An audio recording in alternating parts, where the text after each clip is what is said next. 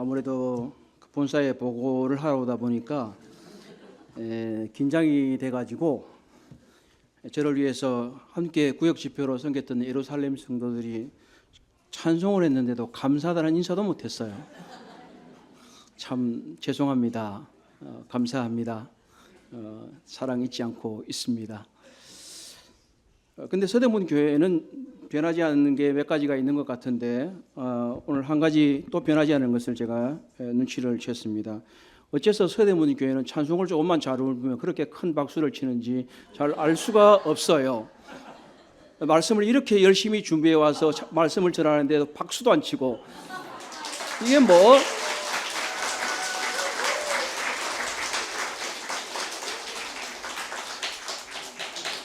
그래요. 이렇게 바뀌어야 되는 거예요. 아셨죠? 네. 찬송 그렇게 열심히 연습 안 했잖아. 그러니까 조금만 박수 쳐도 된단 말이야.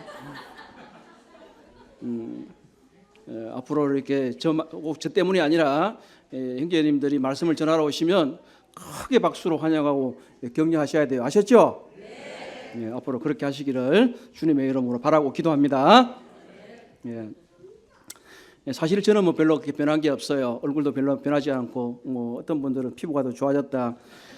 또 제가 심지어 머리도 조금씩 더 나고 있어요. 아마 주님이 축복해 주셔서 기쁘고 감사하게 섬길 수 있어서 그렇습니다. 그리고 아까 소개를 하려면 다 해야 되는데 왜 다 인천 부평교회 안 했어요? 우리 교회 박승원 자매님 오셨어요. 잠깐 일어서세요.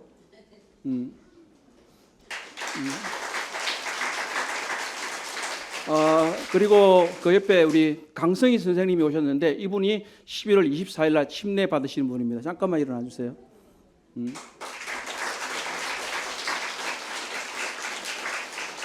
그렇지. 이렇게 박수를 쳐야 되는 거예요.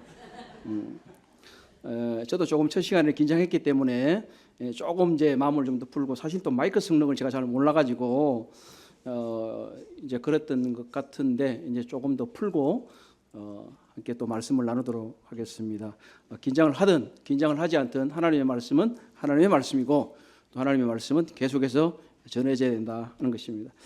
두 번째 시간에는 빌립보서 1장 27절에서 2장 5절에 있는 말씀으로 복음에 합당하게 섬기는 기쁨이라는 제목으로 말씀을 나누도록 하겠습니다. 복음에 합당하게 섬기는 기쁨.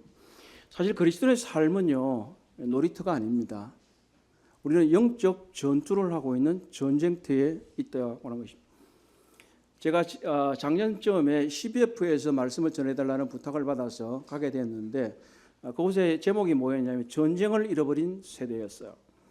그러니까 그때 당시에 이제 작년에 10월 6일인가요? 이제 이 가자 지구에서 이제 이스라엘을 침공해서 이제 전쟁이 일어났잖아요. 이제 1년이 지금 넘게 되었는데 그러니까 전쟁이 일어나니까 한국에서는 전쟁이 일어나냐 1950년대에 일어나서 그러니까 전쟁이 일어나지 않으니까 그리고 이제 사사기에도 보면 이제 기후에 이 사사기 안에 가나안에 들어갔던 백성들이 전쟁을 잃어버렸기 때문에 그런 제목으로 전쟁을 잃어버린 세대라고 했습니다. 그러니까 물리적인 전쟁을 말하고 있죠.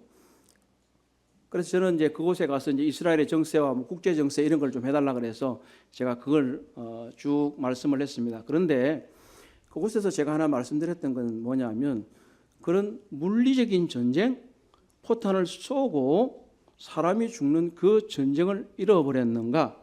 그렇지 않으면 우리는 영적인 전쟁을 잃어버렸는가 하는 것에 대해서 말씀을 좀 드렸습니다. 영적인 전쟁을 하고 있나요? 전쟁이 있다는 건 아세요? 정말 잘했습니다.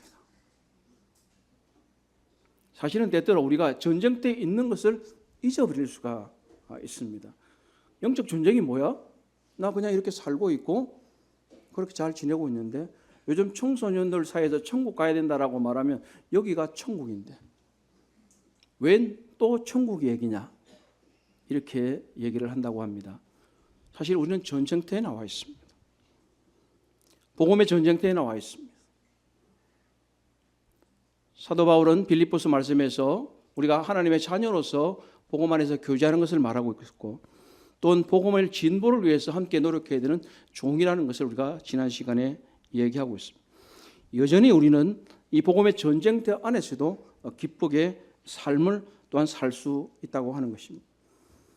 이곳의 본문에서 복음의 신앙이라고 하는 단어가 나오는데요. 이 복음의 신앙은 바로 교회에게 주어진 핵심 중에 핵심입니다. 우리는 복음을 잃어버리면 모든 것을 잃어버리는 거예요. 아무리 왕성한 교회라고 할지라도 그 자녀들에게, 다음 세대에게 복음이 전해지지 않으면 그 교회가 멸종하는 것은 순식간입니다. 오늘날 서양의 교회가 노인밖에 없다는 얘기를 많이 합니다. 다행히 감사하게도 우리 서대문 교회에서는 많은 젊은이들이 있고, 아까 젊은이들 찬송 부르니까 매우 부럽더군요. 그러나 저는 기대하고 있습니다. 우리 인천 부평교회도 하나님이 그만큼의 젊은이들을 주실 걸 위해서 기대하고 있고 기도하고 있습니다. 우리는 정말 이 영적 전투의 장에서 어떻게 싸워야 하는가 하는 것입니다. 베드로가 주님을 잡으러 온 이 군병들을 보고 칼을 꺼내서 내리칩니다. 한 사람의 귀가 떨어졌습니다. 그때 우리 주님은 칼을 거두라고 말합니다. 우리들의 무기는 이런 육체의 칼이 아닙니다. 우리 영적 무기는 말씀과 기도입니다. 그런데 한편으로 우리 개인적으로는 이 말씀과 기도이지만 또 한편 우리는 군대라고 하는 사실입니다. 한 사람의 군인이기도 하지만 우리는 함께 모여있는 군대라고 하는 것입니다. 군대가 잘 싸우려면 어떻게 해야 되나요? 잘 협력해야 되는 겁니다. 군대는 함께 싸워야 된다고 하는 것입니다. 우리는 힘써서 함께 싸워야 한다고 하는 것입니다. 그래서 이 복음에 합당하게 섬기는 기쁨을 위해서 바울이 이 빌립보서의 말씀을 통해서 우리에게 주시는 것은 첫째로 한 마음으로 서서 한 뜻으로 복음의 신앙을 위해서 함께 싸우라는 것입니다. 1장 27절에서 28절은 바로 굳세게 복음을 전하는 것은 천국 시민의 정표라고 하는 사실입니다. 우리가 굳세게 한 마음으로 한 뜻으로 힘써서 복음을 전하는 것은 우리가 천국 시민이라고 하는, 구원받은 사람이라고 하는 확정인 것입니다. 우리 먼저 말씀을 함께 읽어보고 계속 교제하도록 하겠습니다. 1장 27절, 28 첫 번째 단락입니다. 여러분은 시작.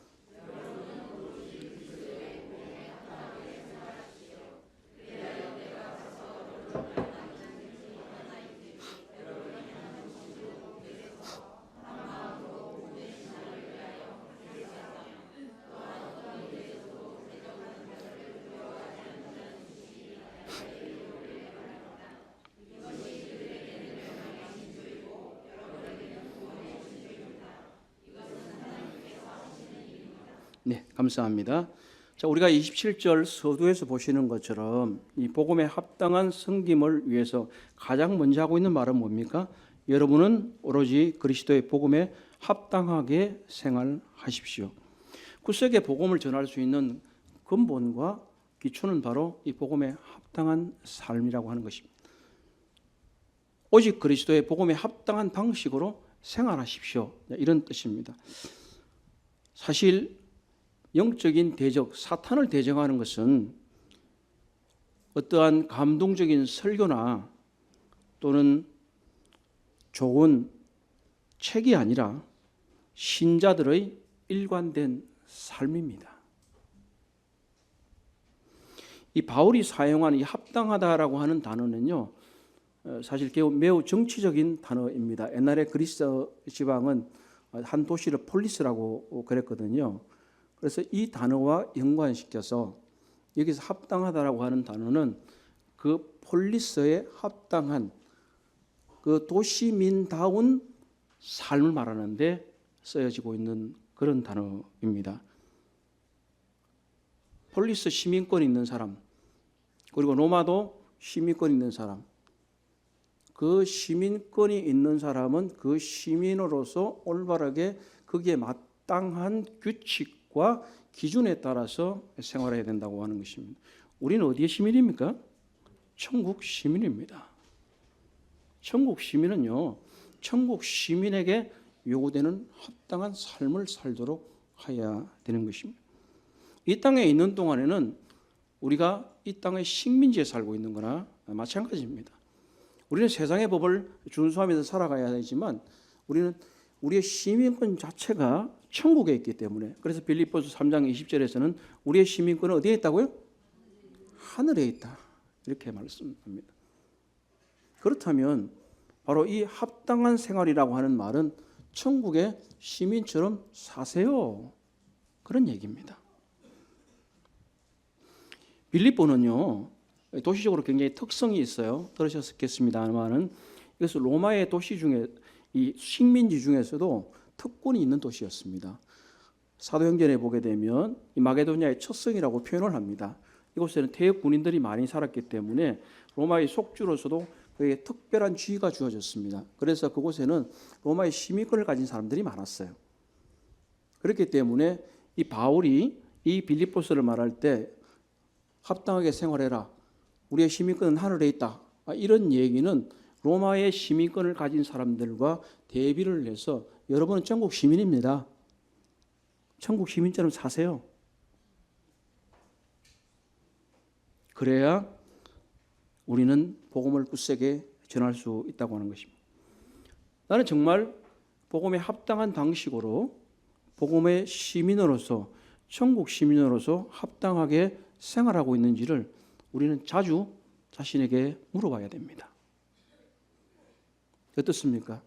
나는 복음의 사람으로서, 천국의 시민으로서 합당하게 생활하고 있습니까?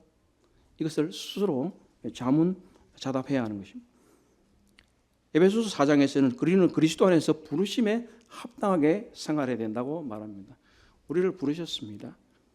하늘의 부르심대로 우리는 살아야 될 책임이 주어졌습니다. 그리고 우리는 골로새서 1장 10절에서 말하는 대로 주님이 기뻐하시는 모든 일에 합당하게 생활해야 됩니다. 주님이 기뻐하시는 대로 합당하게 사는가, 그렇지 않으면 세상이 기뻐하는 대로 살아가고 있는가, 우리들의 삶의 큰 차이를 만들어내는 것입니다. 우리는 복음의 사람답게 살고 있습니까? 천국 시민답게 합당하게 생활하고 있습니까? 우리는 이미 우리의 이름이 하늘에 기록되어 있는 천국 시민권자입니다. 우리 주변의 세상은요, 우리가 살아가는 것을 보고 복음을 알게 됩니다. 오늘날 특별히 이 시대에 있어서는 더욱더 그러한 것입니다. 어떤 사람이 말하기를 성경 속에 있는 예수는 신뢰하지만 네가 믿는 예수는 신뢰할 수 없다 라고 하는 말이 있습니다. 우리의 삶이 바로 복음입니다. 어떤 무명의 작가가 이런 글을 썼습니다. 여러분은 복음을 쓰고 있습니다. 매일 한 장씩을 쓰고 있습니다. 여러분이 하는 행동으로, 그리고 여러분이 하는 말로 쓰고 있습니다. 사람들은 여러분이 쓴 글을 읽습니다. 신실함이든 진실함이든 상관없습니다. 복음이란 무엇입니까? 당신이 쓰고 있는 복음은 무엇인가요? 우리는 마태도 아니고 마가도 아니고 누가도 아니고 요한도 아닙니다. 그러나 우리는 이 세상에 살아가는 순간순간 복음을 쓰고 있습니다. 하루에 한 장씩, 한 장씩. 그 내용은 무엇입니까? 다른 사람이 읽고 예수 그리스도를 알 수 있는 복음입니까? 그렇지 않습니까? 우리는 천국의 시민입니다. 복음의 사람입니다. 우리는 복음서를 쓰고 있습니다. 무엇으로요? 우리의 삶으로 복음을 쓰고 있는 것입니다. 어떤 예화가 있습니다. 어떤 교회 신자가 목사님에게 물었습니다. 우리 주변에는 거짓 복음을 믿는 사람들이 참 많이 있습니다. 제가 그들에게 줄 수 있는 자료가 좀 있을까요? 이렇게 물었습니다. 목사님이 대답하시기를 고린도후서 3장 2절을 읽어 주었습니다. 너희는 우리 마음에 기록되어 모든 사람이 알고 읽는 우리의 편지입니다. 자료가 아니라 당신이 편지입니다. 세계 최고의 문학 작품도 여러분의 삶을 대신할 수는 없습니다. 여러분의 행동에서 그리스도를 보게 하면 그리스도의 복음을 전할 수 있는 기회가 만들어질 것입니다. 마귀를 대적하는 가장 큰 무기는 경건한 삶입니다. 그리고 진리를 실천하고 믿는 대로 행동하는 지역교회는 물리칠 것입니다. 믿는 것과 행하는 것이 다르다고 하면 그 복음은 신뢰할 만한 가치가 없습니다. 우리는 지금도 복음을 쓰고 있습니다. 내 복음은 신뢰할 만한가? 내 복음은 사람들이 읽고 듣고 그리고 주님께로 나아올 수 있는 복음인가? 아니면 읽어보고 버려야지 하는 복음인가 하는 것입니다. 우리는 실천해야 되는 것입니다. 우리의 삶의 복음을 전하는 것이야말로 우리가 천국 시민이라고 하는 정표입니다. 확정입니다. 27절 하반절에서는 이런 복음에 합당한 삶을 어떻게 표현하고 있냐면 복음의 신앙을 위해서 협력하라고 합니다. 세 번역에서는 함께 싸우다라고 번역하고 있습니다. 이것이 좀 더 원어적으로는 더 가까운 번역인데 싱크로나이즈드 수영이라고 아시죠? 올림픽 종목이잖아요. 혹시 좀 보셨습니까? 그 사람들이 얼마나 일사불란하게 합니까? 한 사람 같잖아요. 얼마나 한 사람 같느냐에 따라서 그 사람들의 성패가 갈리지 않습니까? 여기서 함께 싸우다는 단어의 어원이 거기에서 나온 겁니다. 수나톨레오라는 거 있는데 육상 선수는 애슬리트라고 그러거든요. 그래서 함께 달리다는 그런 의미가 여기서 나왔습니다. 우리가 그냥 함께 싸우다 같이 싸우면 되겠지? 아니에요. 함께 싸운다는 것 일체가 되어서 서로 협력해서 함께 한치의 오차도 없이 같이 나가는 것을 말하는 것입니다. 우리는 바로 연합해서 그런 한 사람과 같이 움직일 수 있어야 하는 것입니다. 우리는 그리스도인의 팀워크를 만들어야 하는 것입니다. 우리는 그렇게 할 때 큰 기쁨이 있습니다. 각자가 놀면 이길 수도 없을 뿐만 아니라 우리에게는 아무런 기쁨이 없습니다. 어떤 한 사람이 대단히 큰 은사를 발휘해서 잘 할 수는 있습니다만 결국은 문지기도 있어야 되는 것이고 어떤 사람은 공격수도 있어야 되고 어떤 사람은 옆에서 도와주는 사람도 있어야 돼요. 한 번도 골을 넣지 않고 어떻게 해요? 계속 패스만 해줘야 되는 사람이 있어야 하는 것입니다.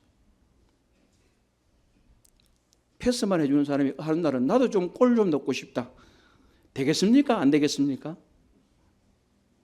그분은 패스를 해줘야 되는 사람입니다. 우리에게는 하나님께서 각각의 은사를 주셨습니다. 우리는 모두가 협력해야 합니다. 함께 싸워야 합니다. 우리는 천국의 시민이므로 복음에 합당한 삶은 일관된 그리스도인에서 성품을 드러내야 합니다. 우리는 같은 팀의 일원입니다. 우리 모두 여기 앉아 계신 모든 성도님은 서대문 교회의 성도일 뿐만 아니라 그리스도의 교회, 하나님의 교회의 일원입니다.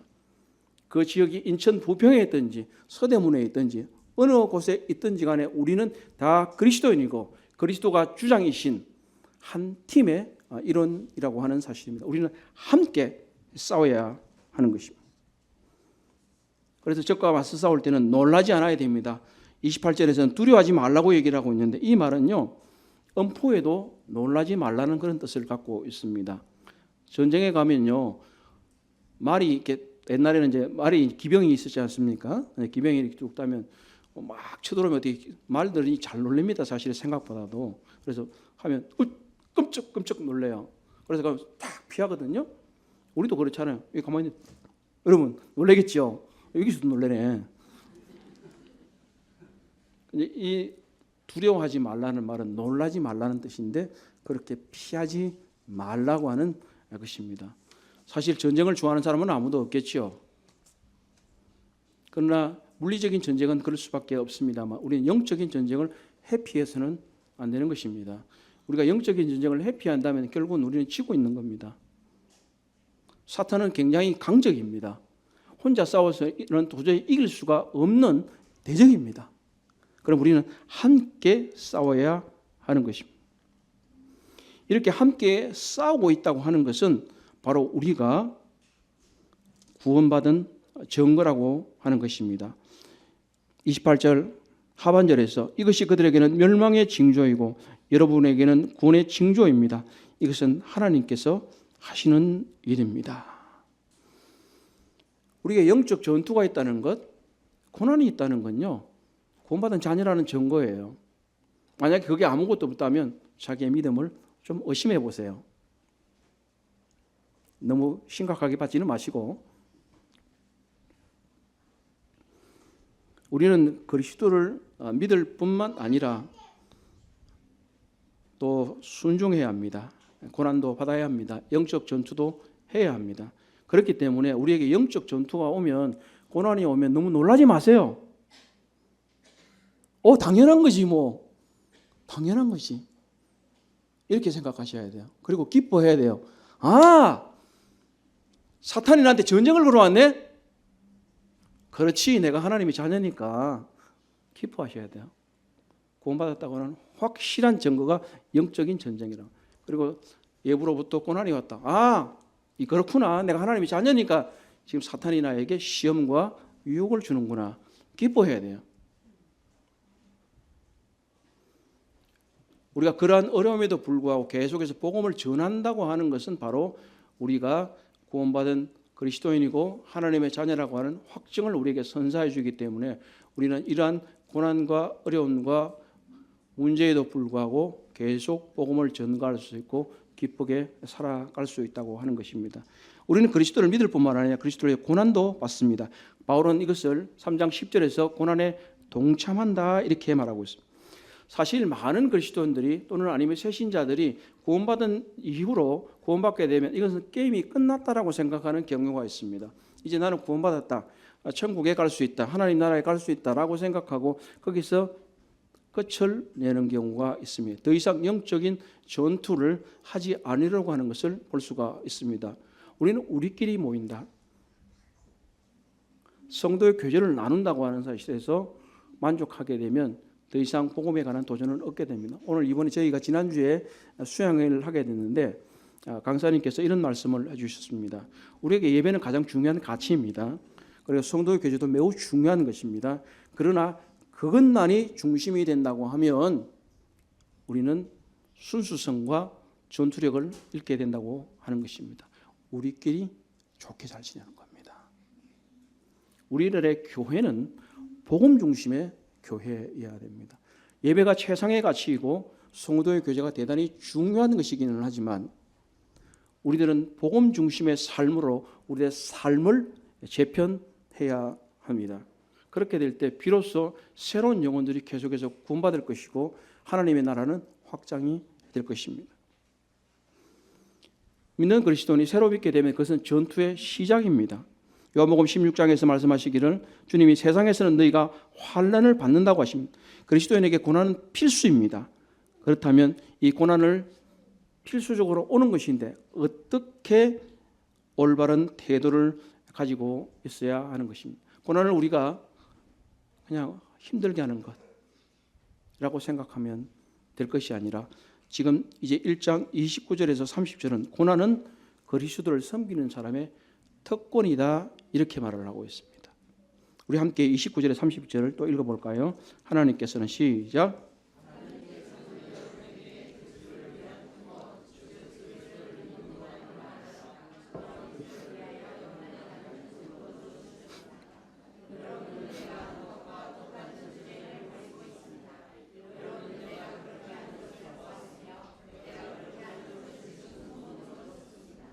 감사합니다. 그리스도 예수를 믿는 사람은 이 세상의 사람이 아닙니다. 어디의 시민이라고요? 천국 시민입니다. 다른 나라 살면 고생이 많아요. 그렇지 않아요? 특히나 적대적인 국가에 살고 있으면 매우 고난이 많습니다. 이 세상은 천국 시민들에게 적대적인 국가입니다. 여기서 대한민국을 말하는 게 아니에요. 그것은 오해가 없으시길 바랍니다. 세상이라고 하는 사탄이 지배하는 이 땅에서 살고 있는 사람들은 그리스도인들은 천국 시민은 적대적인 환경에서 지금 살고 있습니다. 그렇기 때문에 이 고난은요, 그리스도인에게 당연히 오는 것입니다. 그러나 그 고난의 존재는 바로 특권이라고 하는 사실입니다. 왜요? 이 세상 나라의 사람이 아니고 천국 시민이기 때문에 이 고난을 받는다는 것은 바로 특권입니다. 개역개정 성경에서는 그냥 말하기를 여러분 그리스도를 위한 믿는 것뿐만 아니라 또한 그리스도를 위해서 고난을 받게도 하셨다라는 말만 했는데 이 세 번역에서 특권이라는 의미를 삽입을 해서 우리에게 좀 더 명확하게 의미를 전달해주고 있는 것으로 보여집니다. 우리 자신을 위해서 고난을 받는다는 것은 별로 큰 특권이 아니에요. 사실은요. 그냥 우리 삶에서 생기는 고난일 뿐인 거예요. 우리가 주님께서도 누구든지 나를 따르면 자기 십자가를 지고 따르라고 했는데 그 자기 십자가는요, 그냥 세상에서 일어나는 고통이나 자기 생활의 어려움이 아니에요. 그래서 주님을 따를 때 생기는 일에 관해서 말하고 있는 거예요. 주님은 자기의 십자가를 지고 어디로 가셨습니까? 십자가를 지고 자신이 죽을 곳으로 가셨습니다. 그것은 바로 자기의 십자가라고 하는 것은 바로 복음과 주님을 살아갈 때 생기는 것이 우리들의 십자가입니다. 그렇다면 자기들의 삶에서 생기는 그냥 어려움, 고통 이런 것은 여기서 성경에서 말하는 것이 아닙니다. 그렇다면 우리 자신을 위해 고난을 받는 것이 아니라 바로 그리스도를 위해서 그리고 그리스도를 함께 그리스도 때문에 고난을 받는다면 그것은 우리의 특권입니다. 그것은 높고 거룩한 영광입니다. 그분은 우리를 위해서 고난을 받으셨고 우리가 또 그분을 위해서 기꺼이 고난을 받는다는 것은 우리가 사랑과 감사를 표현할 수 있는 최소한의 방법일 뿐입니다. 30절의 말씀은 그러나 우리에게 큰 위로를 주고 있습니다. 무엇입니까? 나 자신만 고난을 받고 있는 것은 아니라고 하는 사실입니다. 제가 30절을 다시 한번 읽어보겠습니다. 여러분은 내가 하는 것과 똑같은 투정을 벌이고 있습니다. 여러분은 내가 그렇게 하는 것을 보았으며 내가 그렇게 하는 것을 지금 소문으로 듣습니다. 바울은 지금 로마 감옥에 있습니다. 지금 빌립보 성도들도 여전히 고난을 받고 있습니다. 그러나 사도 바울이 빌립보에 있을 때 고난받은 것들을 빌립보 성도들이 보고 들었습니다. 그리고 이제 로마에서도 고난을 받고 있는 것을 보고 듣습니다. 그렇기 때문에 바울이 그들에게 말하는 바는 여러분만 그러는 게 아닙니다. 저도 여기서 고난을 받고 있습니다. 우리 모두 다 함께 투쟁을 벌이고 있는 것입니다. 그렇습니다. 우리 여기 앉아 계신 한 분 한 분 성도님들 자신들만 고통을 받고 있다고 생각하지 마세요. 다른 성도들도 여전히 주와 복음을 위해서 고통받고 있다고 하는 사실. 좀 어떻게 보면 어린아이 같은 말이 될 수도 있는데 오랫동안 저도 교회를 돌보고 장로일을 했던 사람이지만 전임으로 전적으로 주님을 섬기게 되면서 참 많은 것을 경험합니다. 그러면서 때때로 힘겨운 일도 있고 고통스러운 마음도 들기도 합니다. 그런데 제가 발견한 사실 하나는요, 많은 선배 사역자들이 다 그렇게 살았다는 거예요. 그리고 제 주변에 있는 동료 사역자들도 그렇게 살고 있다는 거예요. 그러니까 저 혼자서 그냥 뭐 몇 년도 하지도 않은 사람이 아이고 내가 고통스럽다고 힘들다고 부끄럽습니다. 부끄럽습니다.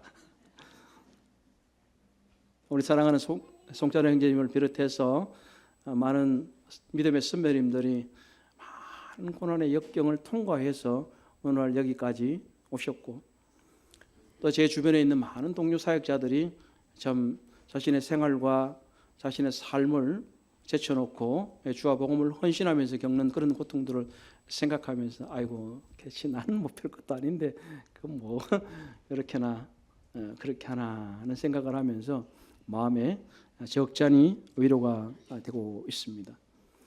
우리들 동료 신자들은 다 싸움에 동참하고 있다는 사실을 아는 것은 우리를 위해서 자신을 위해서 기도하는 것처럼 우리 모두 그들을 위해서 기도하여야 한다는 거 하는 사실입니다.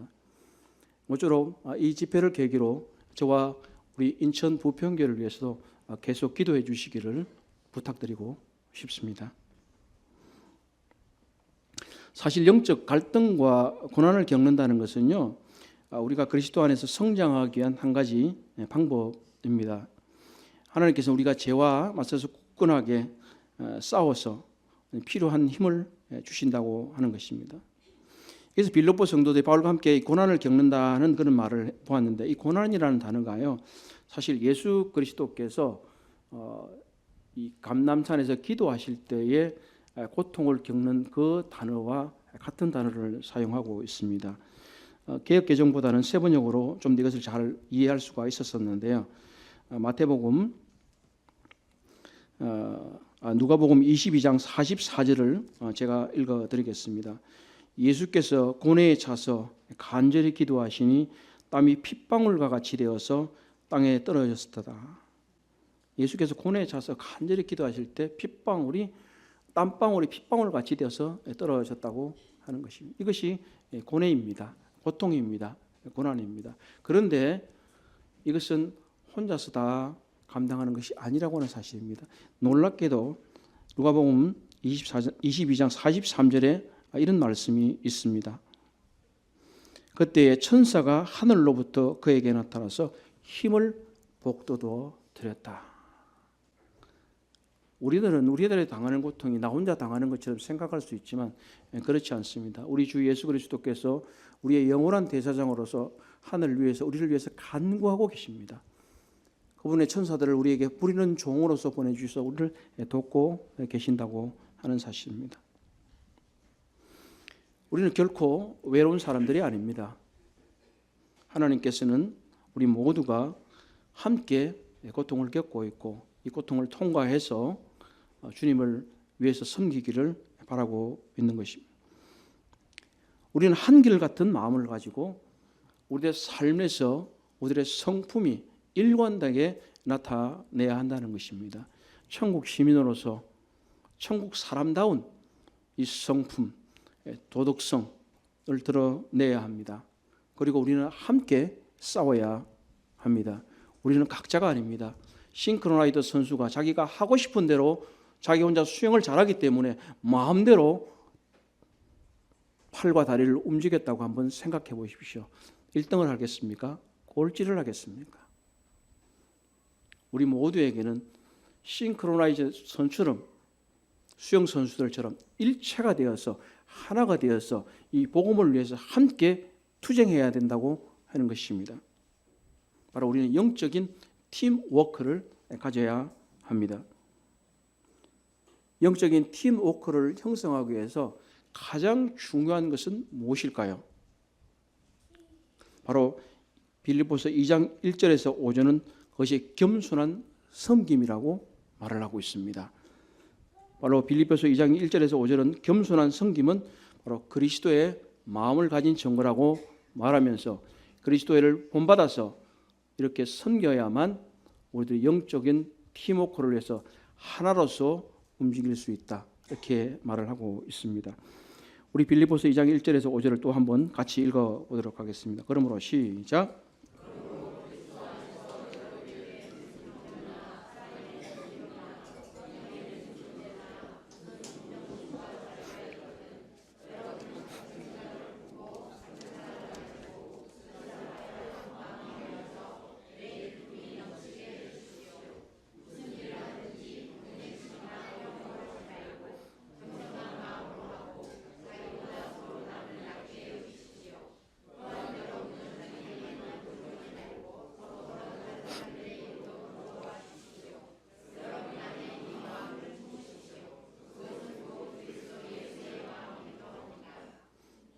예, 감사합니다.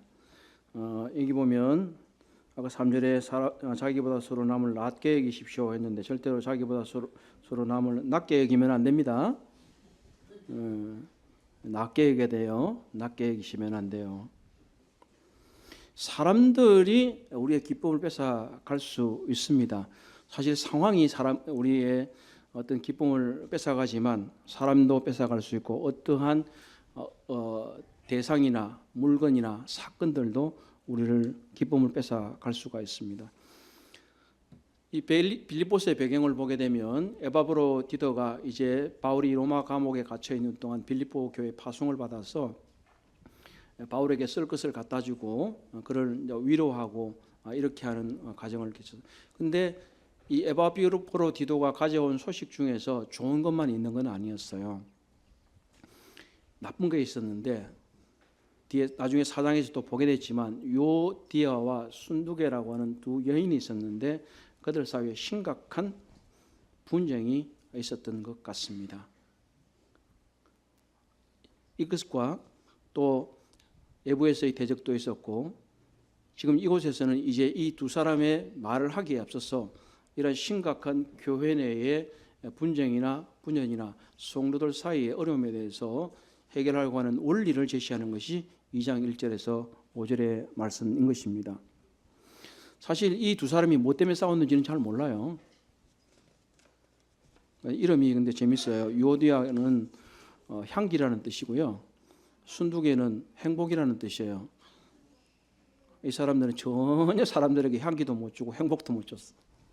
이름값 한번 살아야 돼요, 우리가.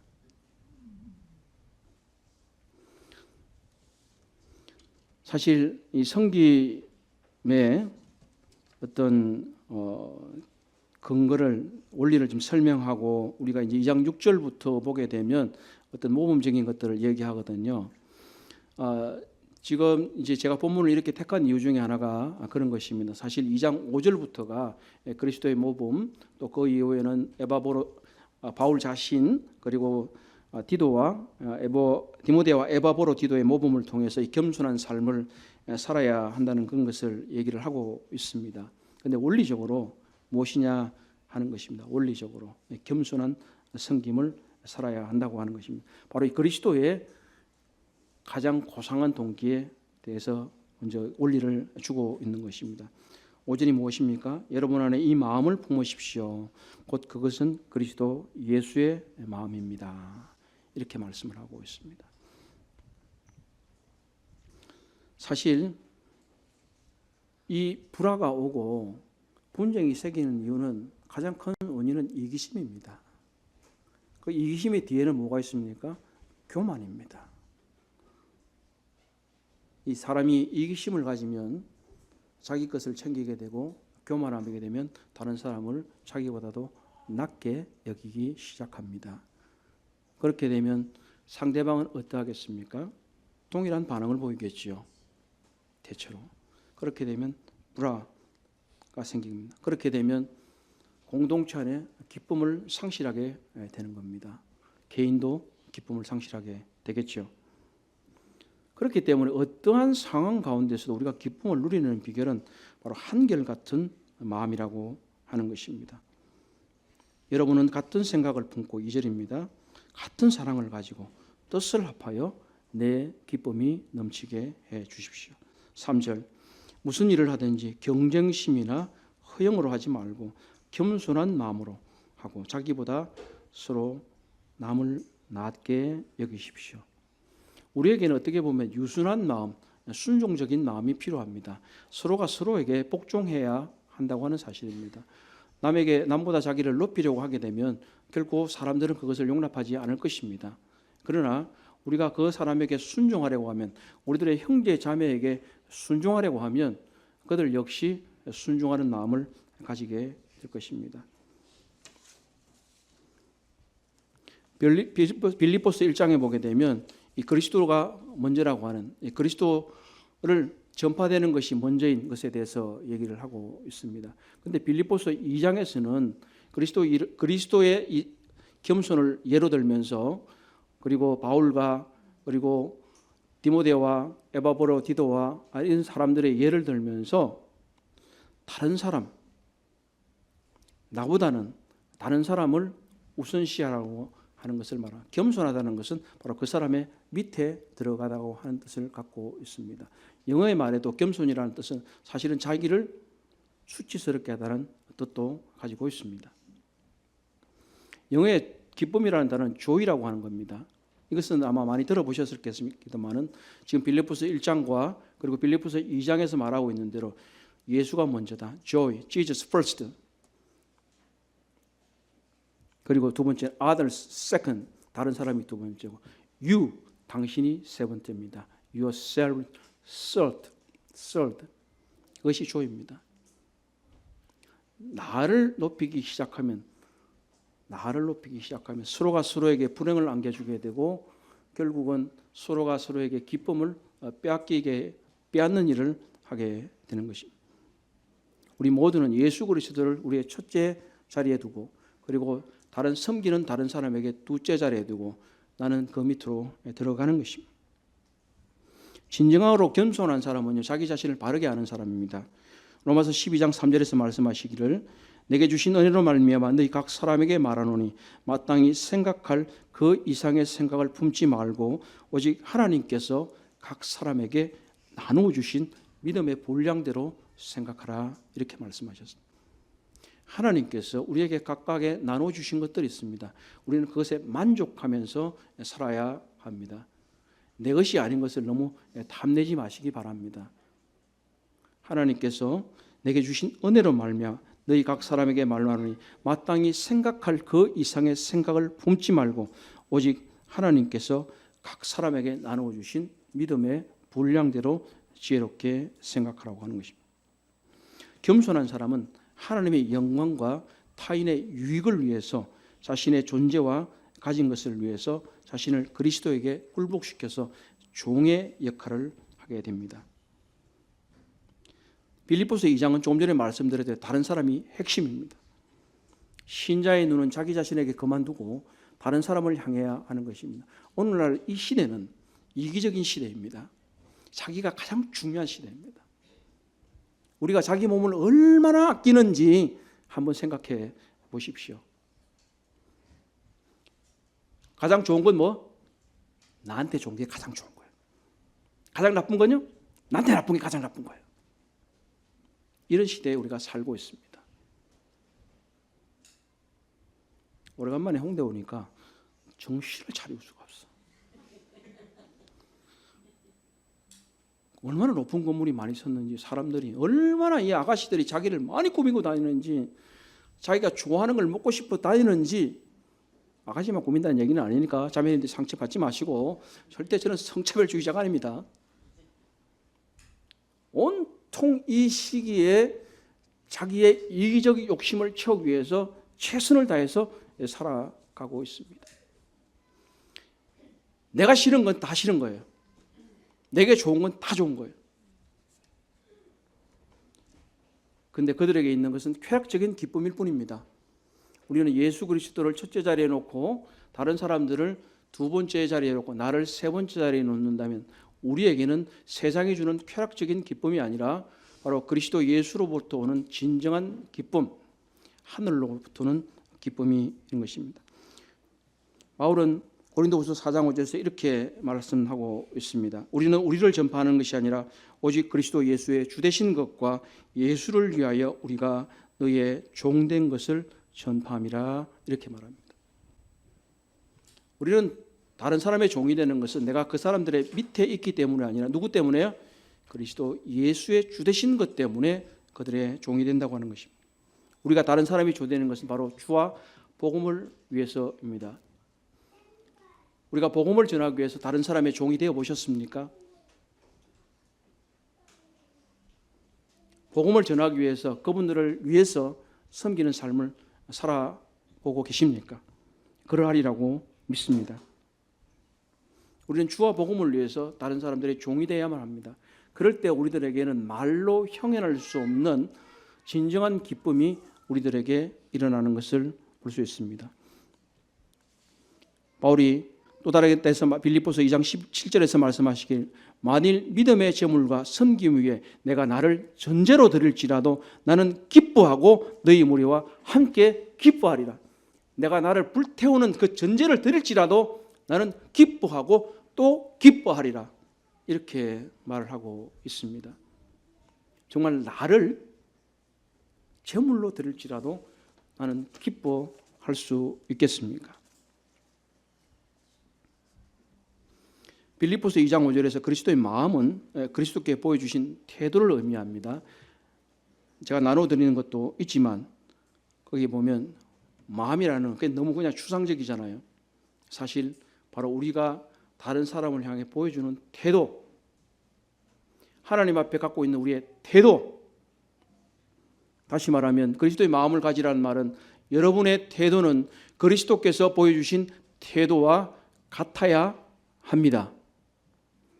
어떻게 말하고 있습니까? 2장 6절에서 8절은 아버지 하나님께 복종하는 예수 그리스도의 태도를 찬송의 형태로 싣고 있습니다. 제가 빌립보서 2장 6절에서 8절의 말씀을 개역개정으로 읽도록 하겠습니다. 그는 근본 하나님의 본체시나 하나님과 동등됨을 취할 것으로 여기지 아니하시고 오히려 자기를 비워 종의 형체를 가지사 사람들과 같이 되셨고 사람의 모양으로 나타나사 자기를 낮추시고 죽기까지 복종하셨으니 곧 십자가에 죽으십니다. 이 태도를 본받으라는 거예요. 본받다는 것은 바로 똑같이 되라, 모방자가 되라는 의미입니다.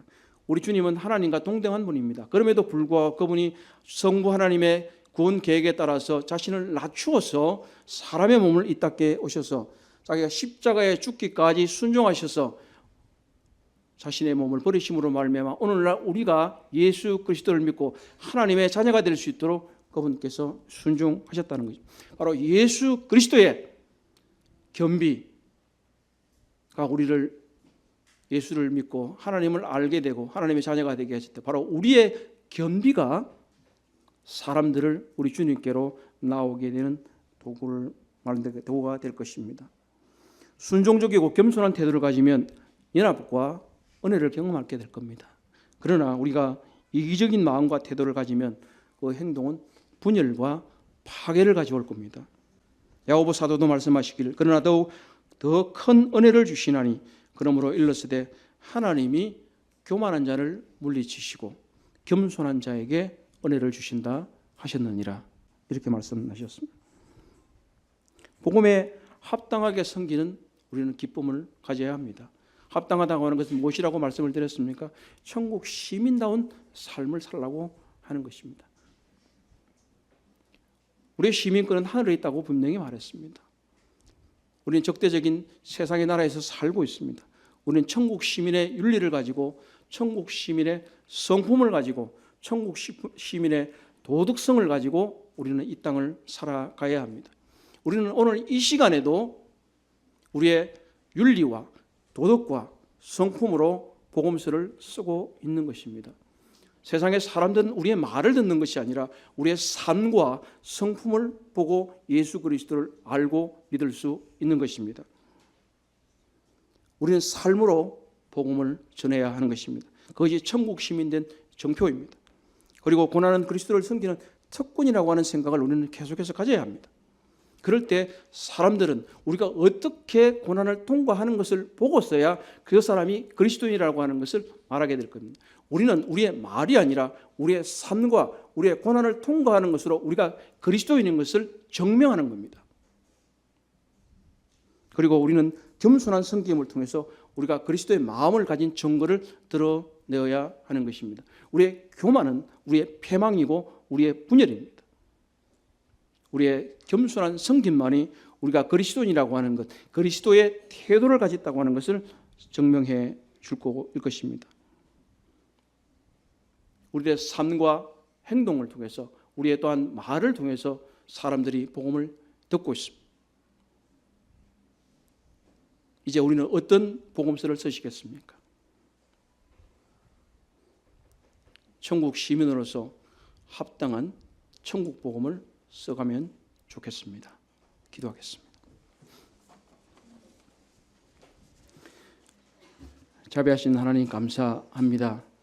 하나님께서 아들 예수 그리스도를 이 땅에 보내 주셔서 저희들에게 복음을 듣게 하시고 구원에 이르게 하신 것 감사합니다. 이제 저희들이 복음을 받았으니 그 복음에 합당하게 섬길 수 있도록 도와주시옵소서. 이 복음을 굳세게 전하는 것, 우리의 삶으로 전하는 것이 우리에게 큰 기쁨이고 우리가 바로 천국 시민이라는 정표이며 또한 우리가 그리스도를 섬기는 사람의 특권으로 고난을 허락하신 것을 기쁨으로 여기면서 우리의 삶이 끝나는 그날까지 겸손하게 그리스도를 본받아서 그리스도께서 취하셨던 그 태도를 가지고 이 땅을 살아가기를 원합니다.